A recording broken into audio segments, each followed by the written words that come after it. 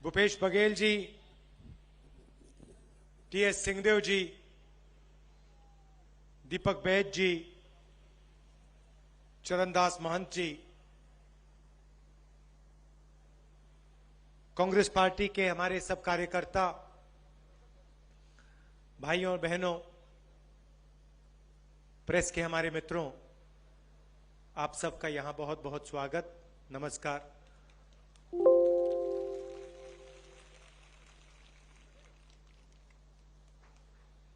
पिछले चुनाव में हमने आपसे 2-3 बड़े वायदे किए थे। किसानों को अपनी मेहनत का सही फल, उनका कर्जा माफी, बिजली बिल हाफ, ये वायदे हमने आपसे कही थे। और जब हम आपसे ये वायदे कर रहे थे तो हिंदुस्तान के प्रधानमंत्री और बीजेपी के बड़े बड़े नेता ऐसे स्टेज से हर रोज कह रहे थे कि ये वायदे पूरे नहीं हो सकते। और जैसे ही हमारी सरकार बनी, ऐसी मीटिंग में 5 साल पहले हमने कहा था, जैसे हमारी सरकार बनेगी, समय नहीं लगेगा, एकदम जो हमने वायदे किए हैं उनको हम पूरा करेंगे। और खुशी से मैं कहता हूं कि जिस काम को बीजेपी ने कहा था कि नहीं किया जा सकता, उस काम को हमने 2 घंटों में करके दिखा दिया पूरे प्रदेश को। 10,000 करोड़ रुपए किसानों का कर्जा माफ, बिजली बिल हाफ, किसान न्याय योजना 23,000 करोड़ रुपए 26 लाख किसानों को, मजदूरों को 7,000 रुपए 5 लाख मजदूरों को 7,000 रुपए हर साल, तकरीबन 760 करोड़ रुपए हमने दिए। देखिए, सरकार चलाने के 2 तरीके होते हैं। आप किसी भी सरकार को देखो, 2 ही तरीके होते हैं। एक तरीका कि आप प्रदेश के या देश के सबसे अमीर लोगों को फायदा पहुंचाओ, और दूसरा तरीका आप देश के या प्रदेश के सबसे गरीब लोगों की मदद करो। यही 2 तरीके हैं, और तीसरा तरीका है नहीं।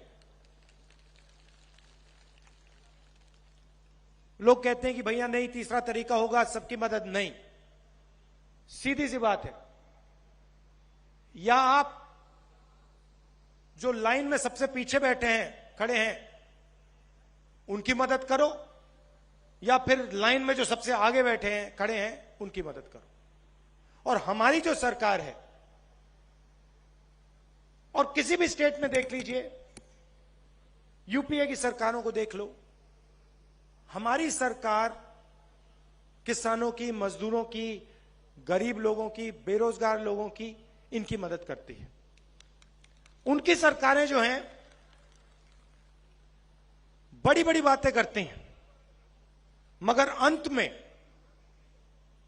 अदानी जी की वो मदद करते हैं। आप देखिए, देश की हालत देखिए। बघेल जी ने कहा खदान अदानी जी को दी जाती है, एयरपोर्ट अदानी जी को दी जाती है, पोर्ट्स अदानी जी को दिए जाते हैं, कानून बनाए जाते हैं किसान के खिलाफ। जो कानून बनाए गए वो कानून अदानी जी की मदद करने के लिए। हिमाचल प्रदेश में आप जाइए, सेब का पूरा बिजनेस अदानी जी के हाथ में। जम्मू कश्मीर जाइए, वहां पे सेब का बिजनेस अदानी जी के हाथ में। तो जो भी वो करते हैं अदानी जी के लिए, देश के सबसे बड़े 2-3 उद्योगपतियों के लिए करते हैं। और जो भी हम करते हैं, हम किसानों के लिए करते हैं, मजदूरों के लिए करते हैं, आदिवासियों के लिए करते हैं, दलितों के लिए करते हैं, पिछड़ों के लिए करते हैं। सीधी सी बात। मनरेगा देख लीजिए, हम मनरेगा लाए, लोकसभा में प्रधानमंत्री ने देश के सब मजदूरों का अपमान किया, कहा कि मनरेगा बिल्कुल बेकार प्रोग्राम है। भोजन का अधिकार हम लाए, कर्जा माफी हमने की। क्यों? क्योंकि हम जानते हैं कि जब तक हम गरीबों की मदद नहीं करेंगे, कमजोर लोगों की मदद नहीं करेंगे, तब तक यह देश खड़ा नहीं हो सकता, यह देश प्रगति नहीं कर सकता है। अब देखिए, छत्तीसगढ़ में हमने वायदा किया था 2,500 रुपए प्रति क्विंटल। सही बात है? सही बात है ना? आज क्या रेट है? आज 2,500 है क्या? कितना ज्यादा? कितना है? 2,640। और यहां सारे लोग जानते हैं कि आज 2,640 है।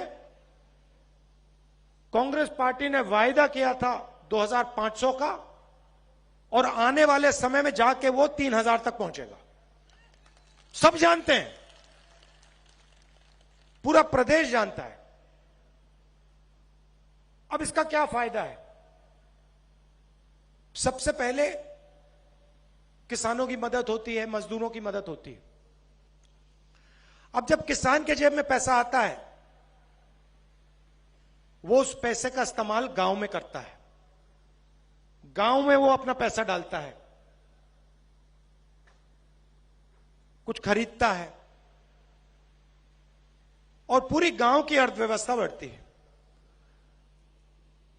बीजेपी की सरकार क्या करती है?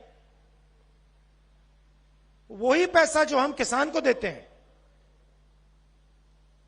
2,500 प्रति क्विंटल लाखों किसानों को हमने जो दिया, वही पैसा बीजेपी अदानी को दे देती है। क्या अदानी अपने पैसे को गांव में डालता है क्या? क्या अदानी अपने पैसे को गांव में खर्च करता है क्या? नहीं। अदानी आपका पैसा उठा के विदेश में, लंदन में, अमेरिका में अपना पैसा खर्च करता है, बड़ा मकान खरीदता है, बड़ी बड़ी कंपनियां खरीदता है। तो हम जो काम करते हैं आपकी अर्थव्यवस्था को चलाने के लिए करते हैं, आपकी मदद करने के लिए करते हैं। बिजली बिल हमने हाफ क्यों किया? बिजली बिल हमने हाफ किया, आपके जेब में पैसा आया, वही पैसा जो आपने बचाया उसको आपने खर्च किया। कहां खर्च किया? गांव में खर्च किया, गांव की अर्थव्यवस्था बढ़ी। छोटे छोटे शहरों में खर्च किया, छोटे शहरों की अर्थव्यवस्था बढ़ी। तो यह हमारी सोच है। अब देखिए, बीजेपी ने एक नई चीज चलाई। बीजेपी के लोग कहते हैं, नरेंद्र मोदी जी कहते हैं, जहां भी जाते हैं, कि हम पिछड़ों की सरकार चलाते हैं, हम ओबीसी की सरकार चलाते हैं। अच्छा, तो अगर आप ओबीसी की सरकार चलाते हो और आप अपने हर भाषण में ओबीसी शब्द का प्रयोग करते हो, तो फिर आप ओबीसी कास्ट सेंसस से, जाति जनगणना से इतना क्यों डरते हो? अपने भाषणों में जाति जनगणना शब्द का प्रयोग क्यों नहीं करते हो? और जो हमने आंकड़े निकाले थे जब हमारी सरकार थी दिल्ली में, उनको आप रिलीज क्यों नहीं करते? क्योंकि आप जानते हो कि आज के हिंदुस्तान में जितनी भागीदारी ओबीसी वर्ग की होनी चाहिए, नहीं है। यह सच्चाई आप जानते हो और इस सच्चाई को आप देश के ओबीसी युवाओं को नहीं बताना चाहते, उनसे आप यह सच्चाई छुपाना चाहते हो। भाइयों और बहनों, पार्लियामेंट में मैंने भाषण दिया, जाति जनगणना का भाषण था, तो मैंने आंकड़े निकाले। मैं आपको एक उदाहरण देना चाहता हूं। नरेंद्र मोदी जी कहते हैं ओबीसी की सरकार चलाते हैं। यह आंकड़ा आप सुन लीजिए और देश के सब ओबीसी युवाओं को यह सुनना चाहिए, क्योंकि आपके भविष्य की बात, आपके रोजगार की बात हो रही है। तो जो भी ओबीसी वर्ग के लोग हैं, आप अच्छी तरह सुनिए। मैंने ये पार्लियामेंट में सवाल पूछा था, आंकड़ा रखा था, बीजेपी के लोग चुप हो गए, एक शब्द नहीं बोल पाए। वही लोग जो ओबीसी की सरकार चलाते हैं। भाइयों और बहनों, हिंदुस्तान की सरकार को 90 अफसर चलाते हैं। आप गलतफहमी में मत होइए। लोकसभा के एमपी, राज्यसभा के एमपी सरकार को नहीं चलाते हैं। हिंदुस्तान सरकार में 90 आईएएस ऑफिसर्स हैं, जिनको secretary to government of India कहा जाता है, कैबिनेट सेक्रेटरी कहा जाता है।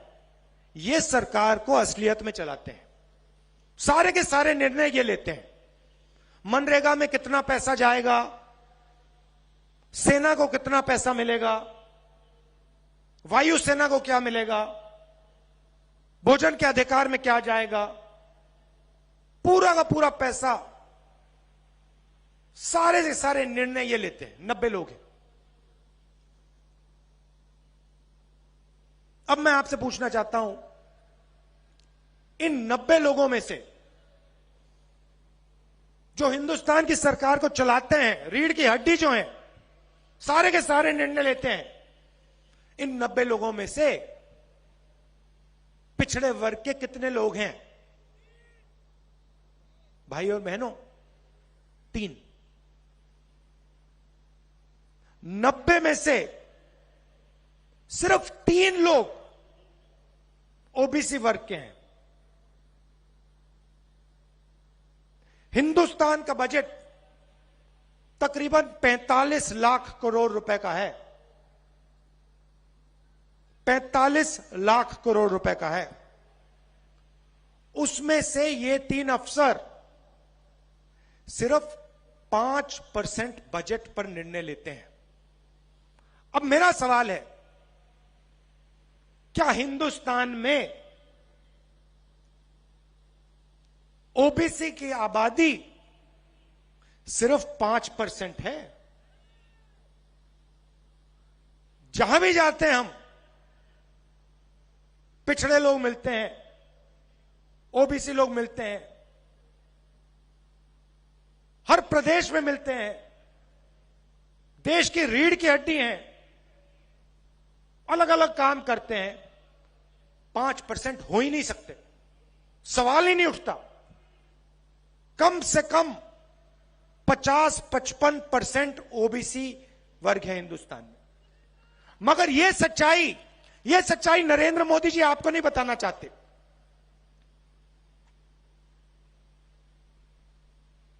ओबीसी वर्ग को जागरूक होना पड़ेगा। आपको ठगा जा रहा है।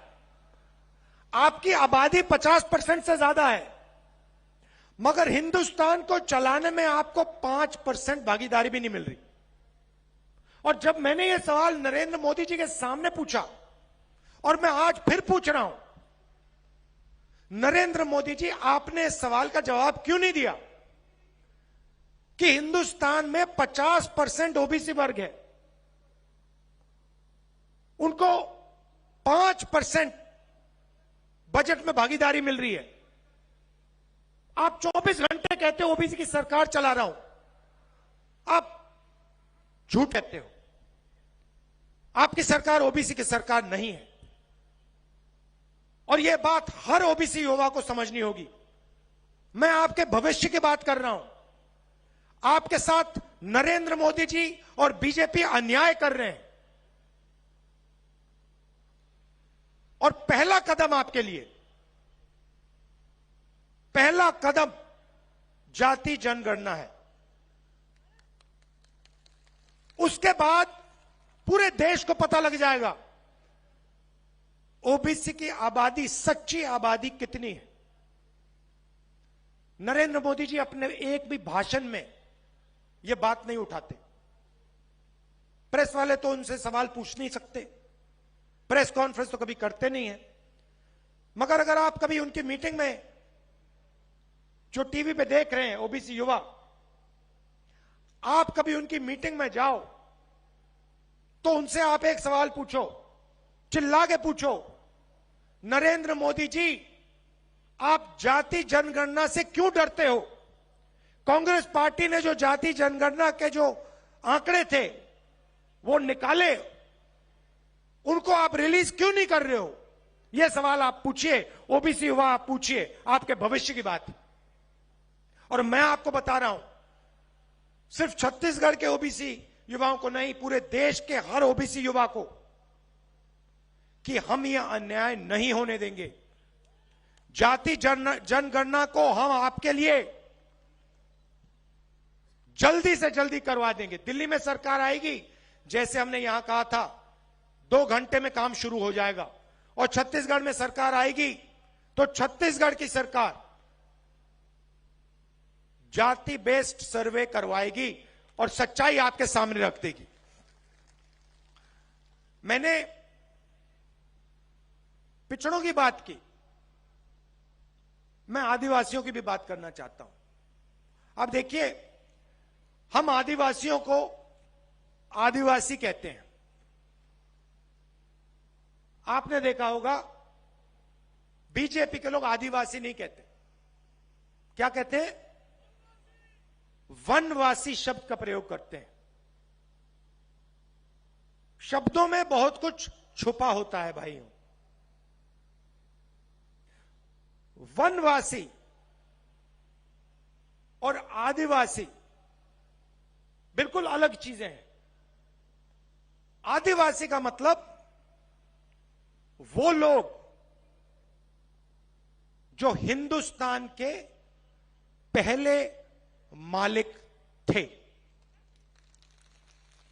मतलब ये जो पूरी की पूरी जमीन है, उनके ओरिजिनल मालिक जो इस देश में पहले रहते थे, उनको हम आदिवासी कहते हैं। इस शब्द का मतलब, इस शब्द के अंदर छुपा हुआ मतलब कि आदिवासियों को जमीन का अधिकार मिलना चाहिए। और आदिवासियों की जो संस्कृति है, जो उनका इतिहास है, जो उनका जल है, जो उनका जंगल है, उनकी जमीन है, उसकी रक्षा की जानी चाहिए और उसके हक आदिवासियों को मिलने चाहिए, क्योंकि वो हिंदुस्तान के पुराने पहले मालिक हैं। यह है आदिवासी शब्द का मतलब। वनवासी का दूसरा मतलब है। वनवासी शब्द का मतलब यह नहीं है कि आप हिंदुस्तान के पहले मालिक थे। वनवासी शब्द यह नहीं कहता है कि आपको हक मिलना चाहिए। वनवासी शब्द का मतलब यह है कि भैया आप लोग जंगल में रहते हो। यह फर्क है दो शब्दों में। वनवासी शब्द हिंदुस्तान के आदिवासियों का अपमान है, आप पर आक्रमण है, आपकी संस्कृति पर, आपकी हिस्ट्री पर, आपकी अलग अलग भाषाओं पर यह शब्द आक्रमण है। सच्चा शब्द आदिवासी। अब आदिवासियों के लिए कांग्रेस पार्टी ने क्या किया और बीजेपी क्या करती है? आपने देखा होगा कुछ ही महीने पहले मध्य प्रदेश में एक आदिवासी युवा पर बीजेपी के एक नेता ने पेशाब किया। आपने देखा, वीडियो देखा आपने? ये इनकी सोच है। हमने क्या किया? हम पैसा कानून लाए, आपकी जमीन पर आपको अधिकार दिया, और पैसा कानून और आदिवासी बिल में साफ लिखा था कि अगर आपको आदिवासियों से जमीन लेनी है तो बिना ग्राम सभा से पूछे आप जमीन नहीं ले सकते। यह सबसे जरूरी बात है। मतलब चाहे वो कोई भी हो, अदानी हो, कोई भी हो, अरबपति हो, अगर उसे आदिवासियों से जमीन लेनी है तो आदिवासियों से पूछकर, ग्राम सभा से पूछकर परमिशन लेकर जमीन ली जा सकती है, नहीं तो नहीं। बहुत बड़ा काम था। बीजेपी ने क्या किया? ये जो परमिशन लेने की जरूरत थी, ग्राम सभा से परमिशन लेने की जरूरत थी, इसको उन्होंने रद्द कर दिया। पैसा कानून और आदिवासी बिल को उन्होंने अंदर से खोखला कर दिया। छत्तीसगढ़ में आपकी जमीन नहीं ली जा सकती, क्योंकि हम यहां खड़े हैं, सोनिया जी खड़ी हैं, खारगे जी खड़े हैं, मैं खड़ा हूं, आपके चीफ मिनिस्टर टीएस सिंहदेव, हम सब खड़े हैं, नहीं ले सकते। मगर बाकी देश में नरेंद्र मोदी, उनकी सरकार आदिवासियों से, गरीबों से बिना परमिशन लिए जमीन छीन लेती है। अब देखिए हम आपके लिए क्या करने जा रहे हैं। पहले तेंदुपत्ता की बोरी 2,500 रुपए में की थी, अब हम उसको 4,000 करने जा रहे हैं। आपके जो माइनर फॉरेस्ट प्रोडक्ट्स हैं, जो जंगल में उगते हैं, उसके लिए 10 रुपए एक्स्ट्रा हम एमएसपी देने जा रहे हैं। अच्छा, एक और बात, बहुत जरूरी बात, जहां भी बीजेपी के नेता जाते हैं वो हिंदी की बात करते हैं, कहते हैं हिंदी सबसे जरूरी भाषा है, और कहते हैं कि देखिए छत्तीसगढ़ी और अंग्रेजी जरूरी भाषाएं नहीं है। हमारी सोच अलग है। हम कहते हैं हिंदी भी जरूरी है, छत्तीसगढ़िया भी जरूरी है, और अंग्रेजी भी जरूरी है। क्यों? क्यों? अगर आपको छत्तीसगढ़ में बातचीत करनी है तो आप छत्तीसगढ़िया का प्रयोग करोगे।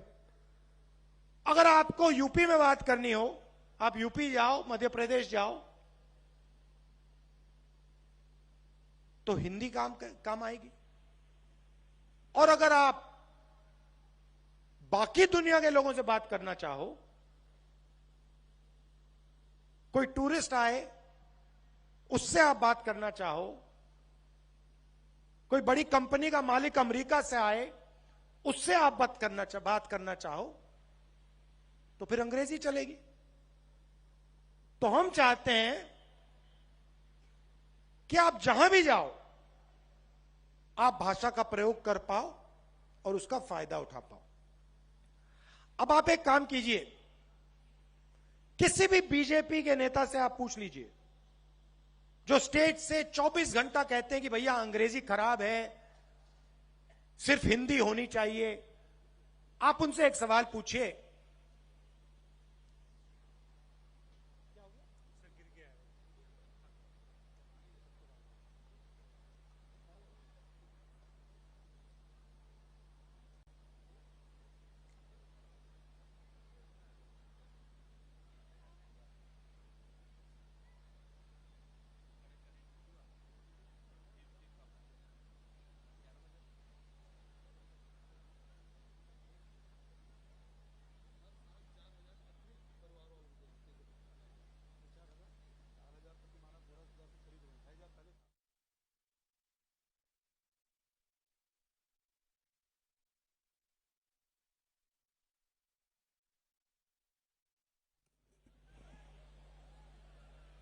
ठीक है, ठीक है, ठीक है, ठीक है।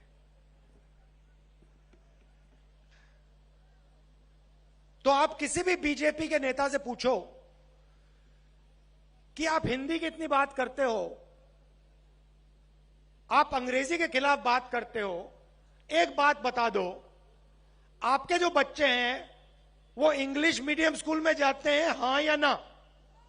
और सारे के सारे बीजेपी के नेता चुप हो जाएंगे, क्योंकि ये सब लोग जो 24 घंटा हिंदी हिंदी हिंदी बोलते हैं और कहते हैं कि गरीबों को अंग्रेजी नहीं सीखनी चाहिए, ये सारे के सारे अपने बच्चों को इंग्लिश मीडियम स्कूल में पढ़ाते हैं, क्योंकि ये चाहते हैं कि हमारे जो आदिवासी वर्ग के लोग हैं, पिछड़े लोग के वर्ग हैं, दलित लोग के वर्ग हैं, वो बाकी दुनिया से बात ना कर पाए, बाकी दुनिया की सच्चाई उनको ना समझ आ जाए, बाकी दुनिया के साथ वो बिजनेस कभी ना कर पाए। इसीलिए ये लोग अंग्रेजी को नहीं चला